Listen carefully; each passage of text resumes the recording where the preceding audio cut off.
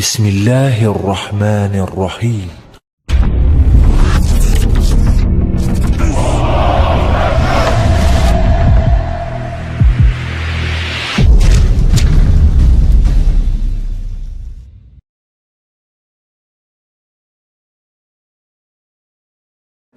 Oke, kita mulai saja. Sejarah Perang Dunia Kedua merupakan perang yang berlangsung hampir selama 6 tahun atau tepatnya dimulai pada tahun 1939 sampai dengan 1945. Nah, kenapa disebut sebagai Perang Dunia Kedua? Karena perang ini merupakan perang besar yang melibatkan banyak sekali negara-negara besar yang ada di dunia. Nah, kekuatan besar dalam Perang Dunia yang Kedua ini terbagi menjadi dua kelompok, yaitu blok poros dan blok sekutu. Perang Dunia II melibatkan sekitar 100.000 prajurit militer dari berbagai negara besar.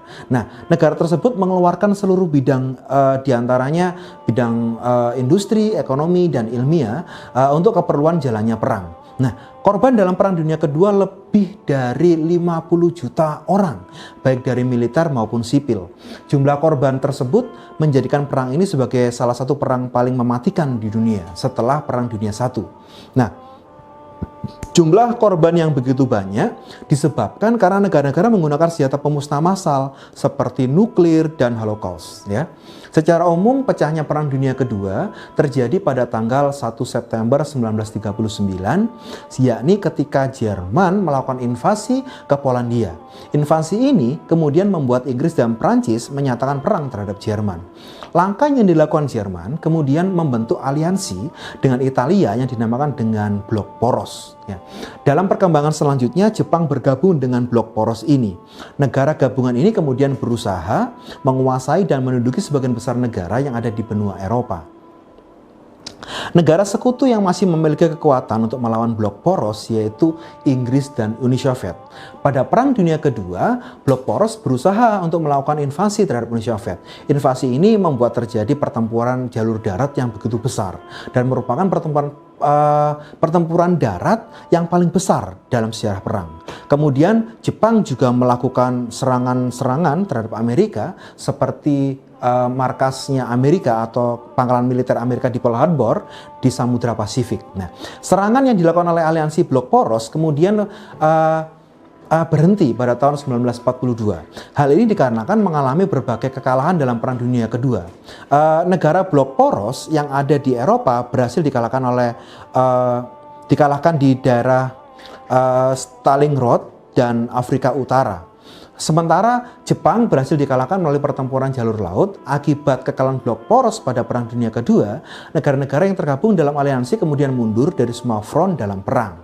Nah, itu sedikit cerita tentang Perang Dunia Kedua. Nah, sekarang kita akan membahas latar belakangnya. Setelah tadi Pak Aris memberikan stimulus gitu ya, tentang Perang Dunia Kedua, kemudian jalannya perang sementara, sampai dengan sedikit profil tentang Perang Dunia Kedua. Sekarang Pak Aris akan menjelaskan tentang latar belakang munculnya Perang Dunia Kedua. Perang Dunia Kedua atau disebut sebagai PD2 merupakan kelanjutan dari PD1 atau Perang Dunia Pertama. Seperti telah disampaikan, dalam Perang Dunia Pertama, pihak sentral yaitu Blok Jerman mengalami kekalahan. Sebagai pihak yang kalah, Jerman mengalami banyak kerugian sebagai konsekuensi dari perjanjian-perjanjian yang telah ditandatangani dengan pihak sekutu. Seperti halnya PD1, latar belakang terjadinya Perang Dunia Kedua dibagi menjadi dua, yaitu sebab umum dan sebab khusus. Nah, untuk lebih jelasnya, mari kita akan membahas tentang sebab umum dan sebab khusus. Ya. Sebab umum dari munculnya Perang Dunia Kedua yaitu satu, pertentangan antara paham liberalisme dan totalitarisme. Liberalisme itu memberikan kebebasan bagi warga negaranya, sedangkan totalitarisme itu mengekang kebebasan warga negara. Nah, hal inilah menjadikan sebab umum dari Perang Dunia Kedua. Yang kedua, yaitu persekutuan mencari kawan. Nah, jadi adanya persekutuan atau kelompok mencari kawan itu menjadi sebab umum yang kedua adanya Perang Dunia Kedua. Yang ketiga, sebab umumnya yaitu apa? Semangat untuk membalas dendam atau revenge idea karena kekalahan dalam Perang Dunia Pertama yang dilakukan oleh pihak Jerman yang waktu itu mengalami kekalahan dalam PD1.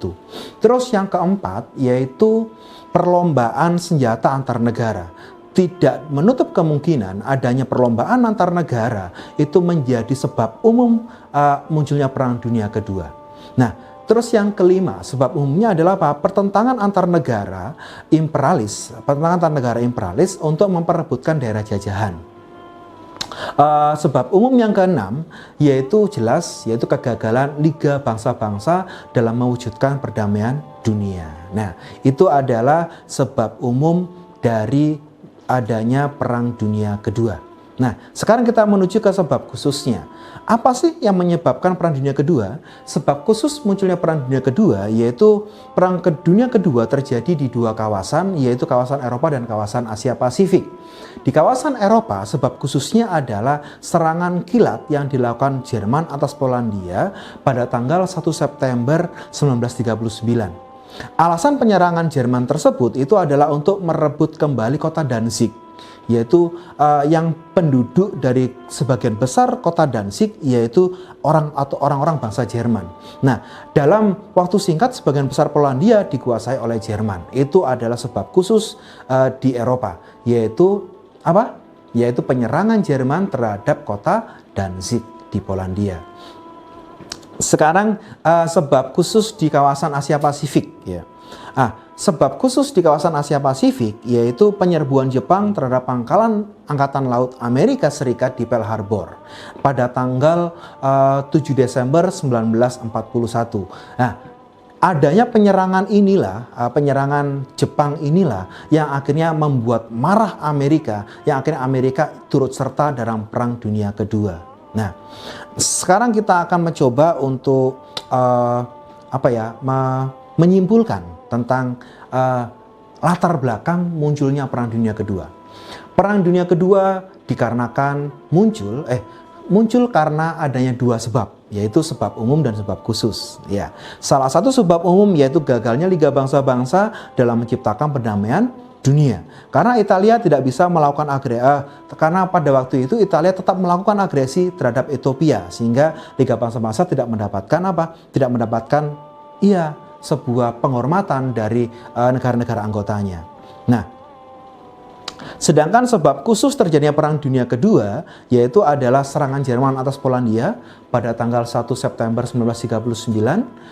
Invasi yang dilakukan Jerman inilah yang mengawali pertempuran di front Eropa. Terus sedangkan di kawasan Asia Pasifik sebab khususnya adalah apa? Pengeboman pangkalan laut Amerika Serikat di Pearl Harbor yang dilakukan oleh Jepang pada tanggal 7 Desember 1941. Nah, jika kita bicara tentang Perang Dunia Kedua, setelah kita mengetahui latar belakang dan sebab-sebab munculnya Perang Dunia Kedua, juga kita ketahui juga tentang siapa-siapa atau pihak-pihak mana saja yang berperang, maka di pertemuan kali ini kita akan berbicara tentang fase dan kronologi Perang Dunia Kedua. Nah, fase atau jalannya Perang Dunia Kedua itu ada 3 periode atau 3 front. Nah, front yang pertama dikenal sebagai front Eropa atau fase permulaan. Itu terjadi pada tahun 1939 sampai 1941. Nah, dalam medan perang Eropa dimulai dari front timur, yaitu penyerbuan Jerman ke Polandia dan berhasil dikuasai oleh Jerman. Nah, keberhasilan Jerman menyerbu Polandia menjadikan Prancis dan Inggris menyatakan perang. Segera Jerman mengirimkan pasukan gerak cepat dan berhasil menyerbu Norwegia, Belanda, dan Prancis Utara. Nah, Italia turut serta menyatakan perang dengan Inggris dan Prancis. Wilayah Eropa bagian tenggara berhasil diduduki oleh Jerman, kecuali Yugoslavia. Nah, dalam fase ini tempat pertempuran dalam fase ini pihak-pihak kelompok blok sentral atau bloknya Jerman itu mengalami kemenangan di beberapa tempat pertempuran, sedangkan negara-negara blok sekutu di pihak yang kalah, yaitu terjadi pada front Eropa yang dikenal sebagai front atau fase permulaan. Nah, kemudian sekarang kita menuju ke fase selanjutnya, yaitu fase Afrika Utara atau front Afrika Utara, dikenal sebagai fase puncak yang terjadi pada tahun 1942. Nah, pada fase yang kedua ini atau fase puncak ini, Jerman berusaha menguasai terusan Suez dan berusaha memberikan bantuan ketika serangan Italia dapat dipukul mundur sampai ke Abyssinia. Nah, tetapi dihalau oleh Inggris dan Amerika Serikat. Nah, dalam fase ini, beberapa tempat pertempuran antara blok sekutu dan blok poros atau blok sentral itu saling menyerang dan menguasai daerah kekuasaan. Nah, namun di beberapa pertempuran, blok poros mengalami kekalahan. Misalnya, Jepang itu kalah dalam pertempuran di Laut Karang yang terjadi pada 7 Mei 1942. Jepang kalah dari sekutu. Nah, fase ini merupakan the turning point atau titik balik ya dari Perang Dunia Kedua. Nah, itu. Jadi kita sudah melewati dua fase. Yang pertama adalah fase permulaan tahun 1941 dan fase puncak atau 1942. Nah, sekarang ada juga yang namanya front Asia Pasifik atau dikenal sebagai fase akhir perang. Itu terjadi pada tahun 1942 sampai 1945. Nah, jalan perang di Asia Pasifik itu didahului dengan adanya serangan Jepang ke Pearl Harbor, sebuah pangkalan Amerika yang ada di Hawaii atau di Pearl Harbor di Lautan Pasifik. Nah, itu serangan tersebut terjadi pada tanggal 7 Desember 1941 yang membuat kehancuran Angkatan Laut Amerika Serikat dengan serangan tersebut. Nah, Amerika, Inggris, Belanda, dan Australia itu akhirnya menyatakan perang terhadap Jepang. Nah, tentara sekutu mendapat bantuan dari Cina. Gerakan tentara Jepang yang begitu cepat tiba-tiba akhirnya dapat menguasai Filipina juga. Nah, Singapura bahkan Indonesia pun dikuasai oleh Jepang. Nah, di Indonesia itu Jepang mulai mengalami kekalahan. Nah, terutama di Laut Karang dan Pulau Midway. Nah, Amerika Serikat melalui MacArthur waktu itu mengadakan serangan balasan dengan siasat loncat kata. Waduh, yaitu apa loncat kata? Yaitu dengan mengadakan serbuan dari Laut Karang atau Kepulauan Solomon, Australia, Papua Nugini, Filipina, dan akhirnya menyerang Jepang. Itu adalah strategi dari MacArthur dengan yang namanya siasat loncat kata, yaitu dengan mengadakan serbuan dari Laut Karang, Kepulauan Solomon, Australia, Papua Nugini, ke Filipina, dan langsung ke Jepang. Nah, perang di Asia Pasifik berakhir setelah dua kota industri Jepang dijatuhi bom atom oleh Amerika dan akhirnya Indonesia merdeka. Nah, seperti kita ketahui bahwa Jepang pada saat itu memang mencari gara-gara Amerika terlebih dahulu dengan cara apa? Menyerang pangkalan Amerika yang ada di Pearl Harbor. Nah, hal ini rupanya membuat Amerika akhirnya marah dan mengeluarkan senjata pamungkas dalam Perang Dunia Kedua, yaitu bom atom. Yaitu mereka menyerang dua kota besar atau kota industrinya Jepang, yaitu Nagasaki dan Hiroshima, tepatnya pada tanggal 6 dan tanggal 9 Agustus 45. Nah, dalam bom atom, kalau misalnya kalian ingin tahu apa nama bom atomnya, ada yang namanya Fat Man, ada yang namanya Little Boy. Nah, dua bom atom ini meluluh lantakkan dua kota tersebut. Nah, sehingga akhirnya Jepang mengaku kalah pada sekutu. Termasuk Indonesia. Indonesia sebagai jajahan Jepang otomatis menjadi negara yang merdeka. Yaitu apa? Jepang pergi dari Indonesia, kita proklamasi kita menjadi negara merdeka. Walaupun akhirnya sekutu atau Belanda kembali lagi ke Indonesia. Nah, pada fase atau akhir perang atau yang dikenal sebagai fase Asia Pasifik ini, Blok Sentral mulai mengalami kekalahan di berbagai medan pertempuran melawan sekutu. Sekutu mengalami banyak sekali kemenangan dan negara-negara Blok Sentral mulai menyerah. Seperti pada tanggal 2 Februari 1943, pasukan Jerman dikalahkan di daerah Stalingrad atau di daerah Rusia. Nah, itu adalah kronologi 3 fase, yaitu fase permulaan pada perang di Eropa, kemudian fase puncak yang ada di Afrika, dan fase akhir yang ada di Asia Pasifik. Nah, pada Perang Dunia Kedua, pasti ada yang namanya pihak-pihak yang berperang. Seperti kita ketahui, pihak yang berperang dalam Perang Dunia Kedua yaitu terbagi dalam dua kelompok, yaitu Blok Sentral dan Blok Sekutu. Nah, Blok Sentral atau dikenal juga sebagai Blok Fasis atau Blok Poros atau Blok Eksis, yaitu adalah kekuatan sentral pertama kali yang dibentuk pada tanggal 27 September 1940. Siapa? tokoh-tokoh yang ada dalam blok sentral ini. Jadi yang berperang dari blok sentral ini ada tokoh-tokohnya. Salah satu tokoh-tokohnya yang pertama adalah Adolf Hitler. Adolf Hitler itu dari mana? Dari Jerman. Terus kemudian juga ada yang namanya Benito Mussolini, itu dari Italia. Juga ada yang namanya Hideki Tojo, yaitu yang berasal dari Jepang. Nah, tiga tokoh-tokoh ini dikenal juga sebagai tokoh-tokoh fasis yang pada saat itu sangat mencintai sekali negaranya, sehingga dia menciptakan yang namanya fasisme atau ultranasionalisme. Nah, semboyan-semboyan dari para tokoh ini, yaitu yang pertama dari pihak Jerman. Oleh Adolf Hitler itu mempunyai sebuah semboyan namanya Liebesraum. Nah, sedangkan dari pihak Italia, yaitu Benito Mussolini itu punya yang namanya semboyan Italia Raya atau dikenal sebagai Italia Irredenta. Seperti kita ketahui bahwa Italia sebelum menjadi negara sampai saat ini dulunya adalah sebuah kerajaan besar, yaitu kerajaan Romawi. Nah, pada masa kerajaan Romawi ini Romawi bisa menguasai hampir sepertiga dunia. Nah, maka di sini Italia ingin menciptakan suasana itu kembali, yaitu menciptakan nama Italia Raya atau Italia Irredenta. Nah, sedangkan tokoh yang terakhir berasal dari Jepang, yaitu dari Tojo, yaitu dia mempunyai sebuah pandangan, yaitu yang namanya keluarga besar Jepang, dikenal sebagai istilah Hakoichiu. Nah, dengan semangat Hakoichiu atau kekeluargaan besar Jepang ini, maka negara-negara yang ada di sekitar Jepang dianggap sebagai keluarganya. Seperti kalau misalkan nanti kita akan bicara tentang pendudukan Jepang di Indonesia, kita kenal dengan yang namanya istilah 3A. What is 3A? Iya. A di sini adalah 3A, A artinya apa? Cahaya Asia. Yang ada 3 yaitu apa? Nippon, pemimpin Asia, Nippon, pelindung Asia, dan Nippon, cahaya Asia. Nah, di sini diharapkan nanti Jepang itu bisa merangkul kekuatan-kekuatan yang ada di seluruh dunia, dijadikan sebagai kekuatan keluarga besar Jepang, dinamakan dengan Hakoichiu. Nah, sekarang kita sudah bicara tentang yang namanya tokoh-tokohnya, semboyannya. Nah, sekarang negara-negara mana saja yang masuk dalam blok sentral ini? Nah, negara-negara yang kemudian ikut bergabung dengan kekuatan blok sentral ini diantaranya yaitu seperti Bulgaria. Nah, di Perang Dunia Pertama, Bulgaria juga ikut di namanya blok sentral juga, dia tetap ya setia. Terus kemudian juga ada namanya Finlandia. Finlandia juga ikut dalam blok sentral.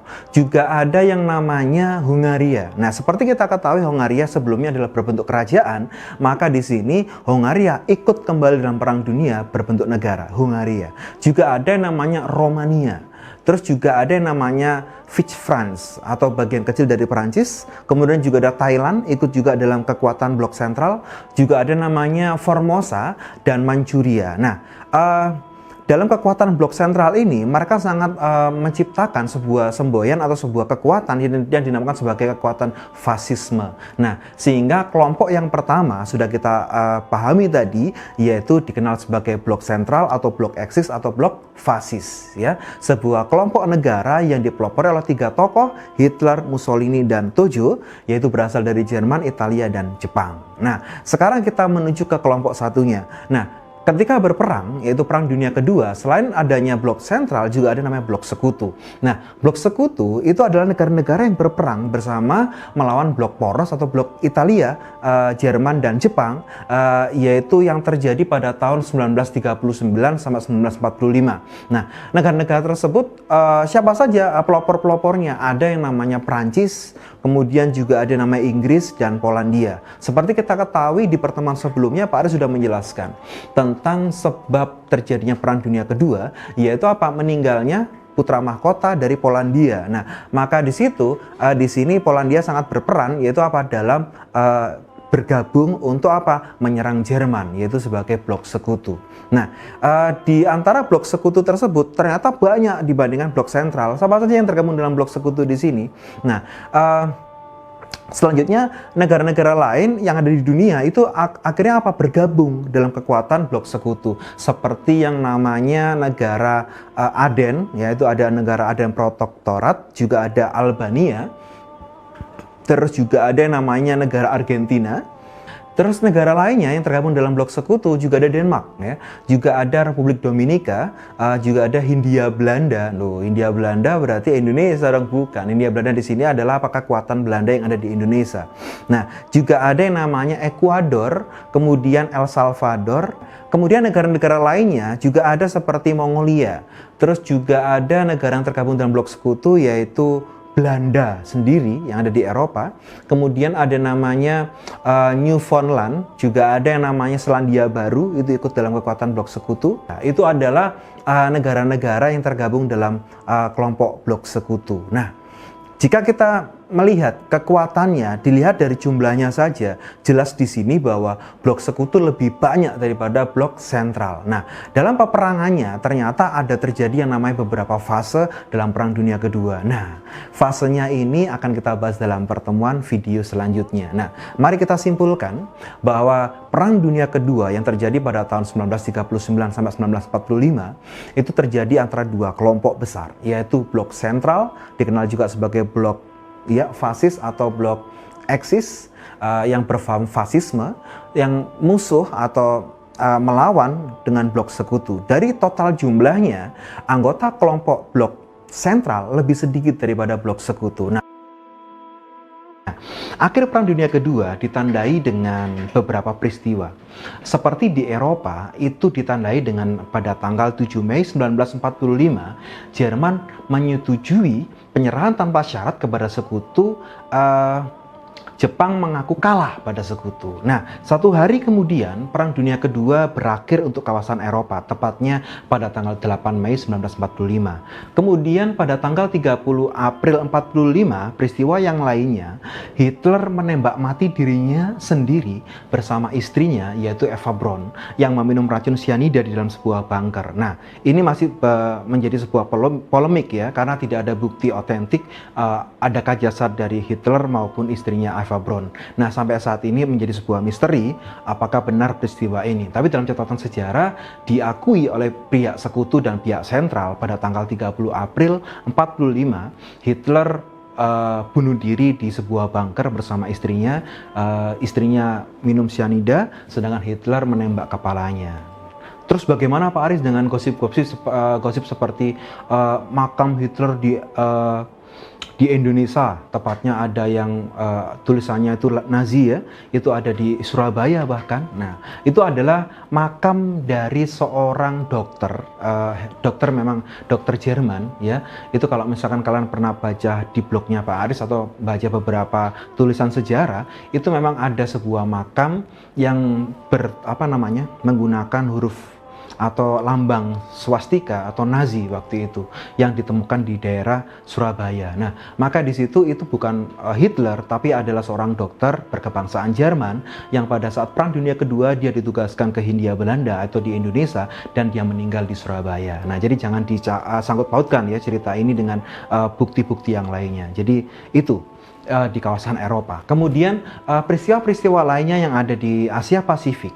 Nah, setelah Jerman mengaku kalah pada sekutu di Eropa, maka di Asia Pasifik Jepang menyerah setelah dijatuhi dijatuhkan bom atom di kota Hiroshima dan Nagasaki oleh Amerika pada tanggal 6 Agustus 45. Itu jatuh di kota Hiroshima, dan kemudian di kota Hiroshima itu nama bomnya adalah Little Boy. Kemudian ada lagi kota Nagasaki, itu dibom pada tanggal 9 Agustus 45, nama bomnya adalah Fat Man. Nah, akhirnya setelah dua kota industri milik Jepang ini dibom atom oleh Amerika, Jepang akhirnya menyerah tanpa syarat pada sekutu tepat pada tanggal 14 Agustus 1945. Beberapa video nanti kalian bisa lihat di YouTube atau mungkin lihat gambar-gambar di buku kalian, atau mungkin akan dilihat di slide berikut ini ya. Nanti ada slide gambar bagaimana betapa dahsyatnya yang namanya bom atom tersebut. Kalau kalian pernah lihat film Pearl Harbor, itu bukan bom atom seperti itu ya. Kalau di Pearl Harbor itu bukan bom atom kecil-kecil gitu ya, itu bukan ya. Itu adalah proses penyerbuan di Tokyo. Sedangkan bom atom itu adalah sebuah bom yang dinaikkan dalam sebuah kapal besar atau pesawat terbang besar. Kalau sekarang namanya pesawat Hercules ya. Nah, itu dijatuhkan tepat Di mana? Di sebuah kota, Nagasaki dan Hiroshima. Bomnya memang besar dan dampak dari adanya bom atom ini sangat besar sekali. Bahkan Jepang akhirnya kolaps menjadi negara miskin sesaat itu juga. Tapi dengan semangat Hakoichiyo-nya, dengan semangat pantang menyerahnya, akhirnya Jepang pelan-pelan tapi pasti akhirnya berkembang menjadi negara industri dan menjadi negara maju sampai saat ini. Nah, itu ya, itu adalah tentang di Asia Pasifik, yaitu jatuhnya 2 bom atom, yaitu di kota Hiroshima dan Nagasaki. Nah, akhirnya Jepang menandatangani perjanjian penyerahan tanpa syarat di atas kapal milik Amerika, yaitu USS Missouri, yaitu pada tanggal 2 September 45 di Teluk Tokyo. Nah, itulah akibat dari perang dunia kedua di kawasan Asia Pasifik. Nah, berikut ini adalah beberapa faktor, akan dijelaskan oleh Pak Aris ya, beberapa faktor penyebab kekalahan blok sentral terhadap blok sekutu.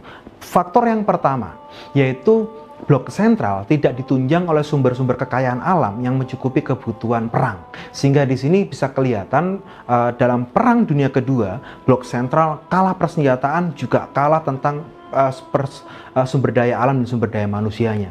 Terus yang kedua, faktor yang kedua yaitu jumlah anggota kelompok sekutu lebih banyak. Seperti di video sebelumnya, Pak Aris sudah menjelaskan bahwa yang ikut kelompok sentral dibandingkan yang ikut kelompok sekutu lebih banyak kelompok sekutu. Nah, maka otomatis jumlah anggota kelompok sekutu lebih banyak. Masuknya Rusia atau Uni Soviet pada saat itu ke dalam blok sekutu malah memperkuat blok tersebut. Sehingga apa? Menyebabkan Amerika juga ikut-ikutan menyerang Jerman, Italia, dan Jepang dan teman-temannya. Sehingga bisa dihitung secara kalkulasi bahwa sekutu menang telak terhadap blok sentral. Nah, terus faktor yang ketiga yang menyebabkan kelompoknya Jerman atau kelompok sentral itu mengalami kekalahan, yaitu sekutu memiliki daerah jajahan yang dapat menunjang kebutuhan perang. Jadi seperti contoh ketika ketika Jepang menguasai India, nah di India sendiri itu adalah apa? Jajahannya Inggris. Nah, otomatis negara sekutu, Inggris adalah bagian sekutu, itu bisa menyerang Jepang, bisa menyerang Indonesia saat itu menggunakan apa? Pasukan dari India. Seperti kita ketahui dalam perang Surabaya, yaitu pertempuran Surabaya, itu kita ketahui bahwa di situ di sejarah perang Surabaya yang menyerang Surabaya pada tahun 45, tepatnya 10 November 45, yaitu adalah orang-orang sekutu. Tapi kenapa kita ngelihat foto-fotonya itu kok seperti orang-orang India, atau dikatakan sebagai tentara-tentara yang nggak berkulit putih, malah apa, orangnya mancung ya, orangnya seperti orang India. Karena itu adalah apa? Pasukan sekutu yang diambil dari India ya. Itu jadi contohnya seperti itu. Jadi sekutu memiliki daerah jajahan yang dapat menunjang kebutuhan perangnya.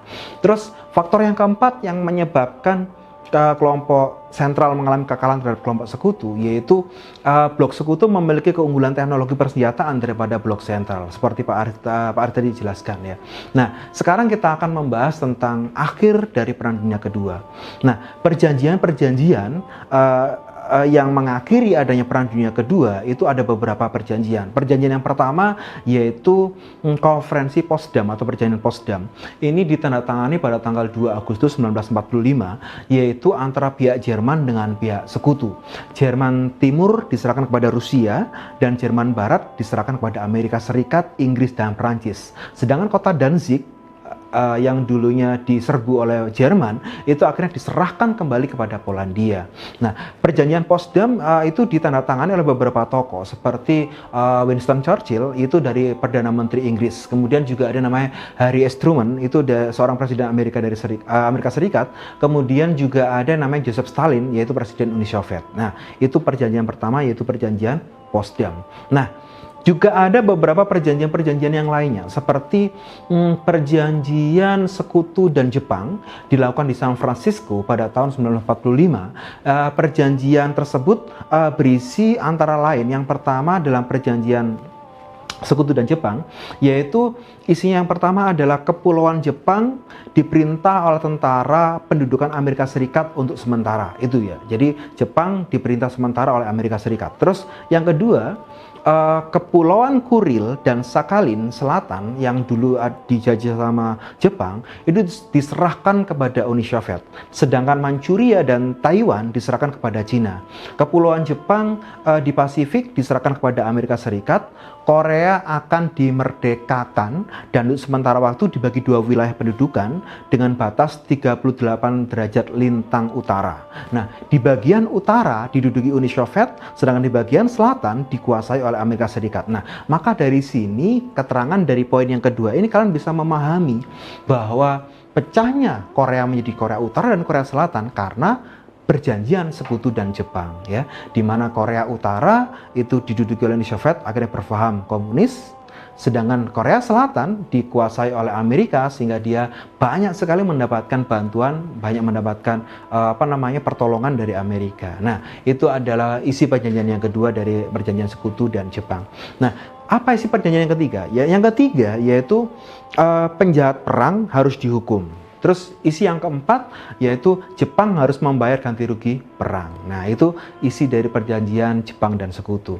Juga ada perjanjian Sekutu dan Italia. Nah, perjanjian Sekutu dan Italia itu dilaksanakan di Paris pada tahun 1945 dengan beberapa keputusan. Isinya antara lain perjanjian Sekutu dan Italia. Yang pertama adalah wilayah Italia diperkecil. Kan kasihan Italia diperkecil. Terus yang kedua, Trieste menjadi negara merdeka di bawah perwakilan PBB. Seperti kita ketahui, Trieste ini adalah sebuah jajahan Italia pada Perang Dunia Kedua. Terus yang ketiga, Abesnia dan Albania memperoleh kemerdekaannya kembali. Terus isi yang keempat, semua jajahan Italia dan Afrika Utara dikuasai oleh Inggris. Dan yang kelima, Italia harus membayar ganti rugi akibat perang yang ditimbulkannya. Itu adalah isi perjanjian antara Italia dan Sekutu. Nah, juga ada perjanjian selanjutnya, yaitu perjanjian Sekutu dan Austria. Nah, perjanjian Sekutu dan Austria ini dilaksanakan di Austria pada tahun 1945 dengan beberapa keputusan, antara lain yang pertama yaitu kota Wina dibagi menjadi 4 wilayah pendudukan dan dikuasai oleh Amerika Serikat, Inggris, Prancis, dan Uni Soviet. Isi yang kedua dari perjanjian Sekutu dan Austria yaitu persyaratan lain menyusul karena belum ada keputusan dan persetujuan dari keempat negara pemenang Perang Dunia Kedua yang ada di Wina. Itu adalah isi perjanjian Sekutu dan Australia.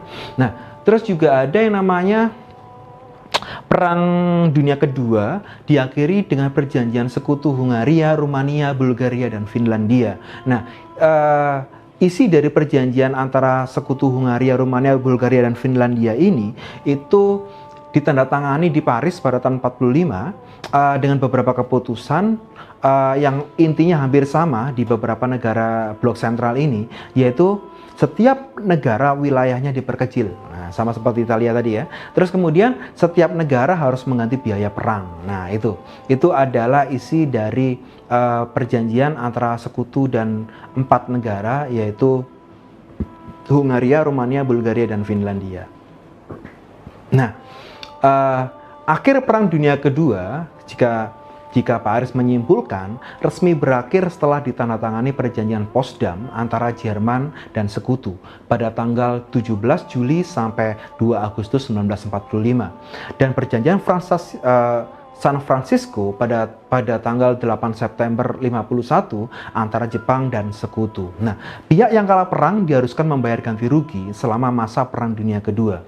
Lebih dari 50 juta orang, mayoritas warga sipil tewas dalam perang ini. Hal ini membuat Perang Dunia Kedua merupakan konflik paling mematikan dalam sejarah manusia. Itulah akhir dari Perang Dunia Kedua. Beberapa akibat dari Perang Dunia Kedua itu ada dalam beberapa bidang. Bidang yang pertama adalah bidang politik. Nah, di bidang politik, Perang Dunia Kedua mengakibatkan banyak negara-negara di Asia Afrika memperoleh kemerdekaan. Seperti kita ketahui bahwa sebelum Perang Dunia Kedua itu banyak di negara Asia dan Afrika itu adalah negara jajahan dari negara-negara di benua Eropa. Nah, ketika mereka berperang sendiri, akhirnya mereka ada yang menang, ada yang kalah, yaitu dimenangkan oleh pihak Sekutu. Otomatis banyak negara-negara di Asia Afrika muncul nasionalismenya untuk memerdekakan diri. Seperti apa? Indonesia lah. Indonesia sejak dijajah oleh Jepang mulai 42 sampai 45 setelah Jepang kalah perang dengan 2 kotanya, Hiroshima dan Nagasaki dibom atom oleh oleh Amerika, maka otomatis Indonesia merdeka. Karena apa? Jepang pergi dari Indonesia. Nah, itu adalah bidang politik yang pertama, yaitu banyak negara-negara di kawasan Asia Afrika memperoleh kemerdekaan. Terus dampak yang kedua di bidang politik, yaitu meluasnya komunisme internasional yang menimbulkan perubahan perimbangan kekuatan dunia. Seperti kita ketahui bahwa salah satu anggota blok sekutu yaitu Uni Soviet. Uni Soviet mempunyai paham apa? Mempunyai paham komunisme. Nah, ketika Uni Soviet tumbuh menjadi negara yang berkembang, negara yang besar, menjadi superpower pada saat itu, akhirnya dia juga mengembangkan paham komunisme. Nah, maka banyak sekali negara-negara yang menggunakan paham komunisme sebagai pahamnya, yaitu meluasnya komunisme internasional yang menimbulkan perubahan perimbangan kekuatan dunia. Terus dampak yang ketiga dari bidang politik, timbulnya perang dingin antara Amerika Serikat dan Uni Soviet. Nah, ketika berada di blok sekutu, Amerika sama Uni Soviet sama-sama memerangi Jerman, sama-sama memerangi blok sentral. Tapi ketika dinyatakan menang dalam Perang Dunia Kedua, tiba-tiba Amerika sama Rusia atau Uni Soviet itu pengen menunjukkan dirinya sebagai mana sih negara yang paling kuat, negara adikuasa. Maka muncullah yang namanya Perang Dingin. Apa Perang Dingin? Lempar-lemparan es dudu? Bukan. Ya. Jadi Perang Dingin di sini adalah apa? Sebuah perang yang tidak terlihat, di mana Amerika sama Uni Soviet, AS dan US ya, itu nggak ikut berperang di tengah-tengah. Mereka cuma menjadi kayak belakangnya, backing ya dalam istilahnya. Jadi ada negara, dalam sebuah negara disusupi ideologi Amerika dengan ideologi liberalis, demokrasi liberalisnya, kapitalis liberalis. Nah, sedangkan Rusia atau Uni Soviet dengan paham sosialis komunisnya, akhirnya apa? Mereka memecah. Sehingga apa? Terjadilah yang namanya perang ideologi, masuk ke dalam perang persenjataan, dan beberapa blok yang dikenal sebagai blok barat dan blok timur. Blok barat identik dengan Amerika Serikat, blok timur identik dengan Uni Soviet. Nanti akan kita bahas pada pertemuan selanjutnya tentang yang namanya perang dingin. Nah, kemudian dampak yang keempat.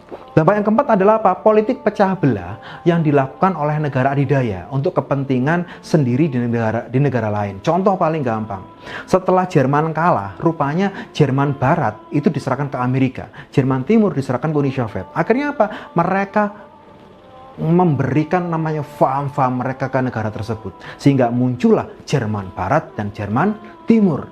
Berlin akhirnya apa? Pecah jadi Berlin Timur dan Berlin Barat. Akhirnya mereka berperang. Contoh lagi seperti Korea.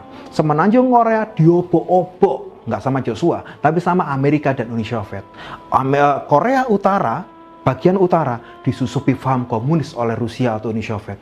Korea Selatan disusupi yang namanya paham liberalis oleh Amerika Serikat. Sehingga apa? Muncullah dua bagian, yaitu Korea Utara dan Korea Selatan. Sampai sekarang bahkan. Vietnam juga seperti itu. Ada namanya Vietnam Utara dan Vietnam Selatan. Mereka berperang juga.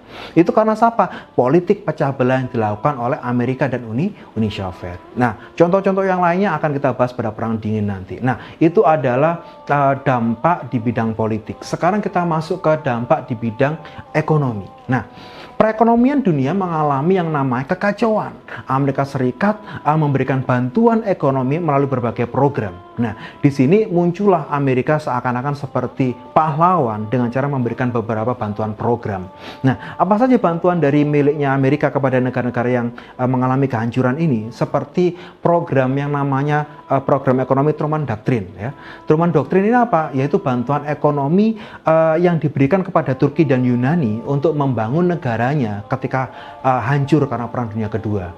Terus juga ada yang namanya bantuan Amerika bernama Point for Truman, yaitu bantuan ekonomi dan militer atau dikenal sebagai Mutual Security Accord kepada negara-negara terbelakang termasuk Jerman dan Jepang yang kalah perang pada saat itu.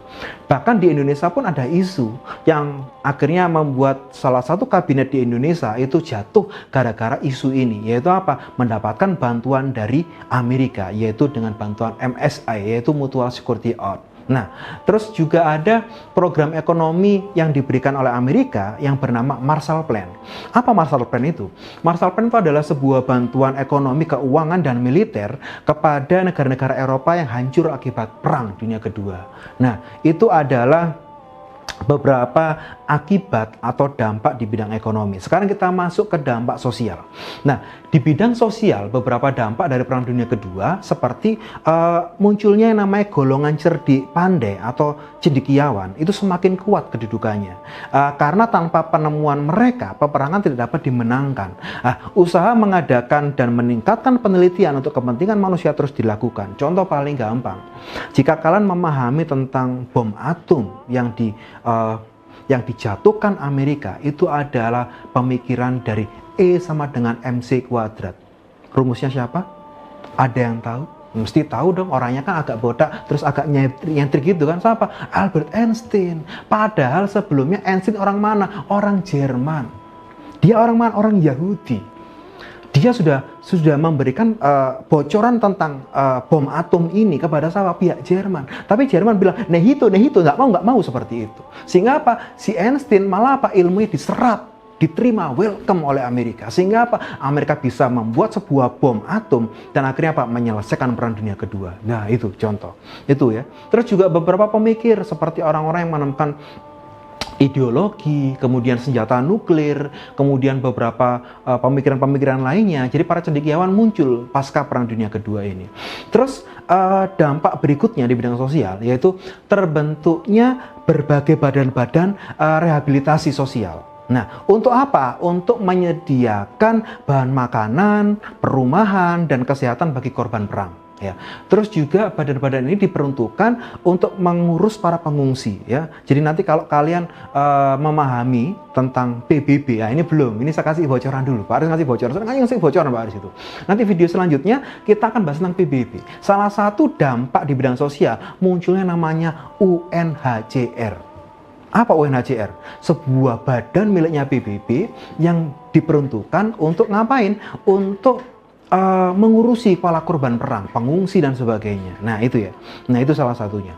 Terus kemudian terbentuknya juga badan-badan ini adalah untuk ngapain? Untuk upaya pengolahan kembali tanah-tanah pertanian yang rusak dan terbengkalai. Nah itu ya.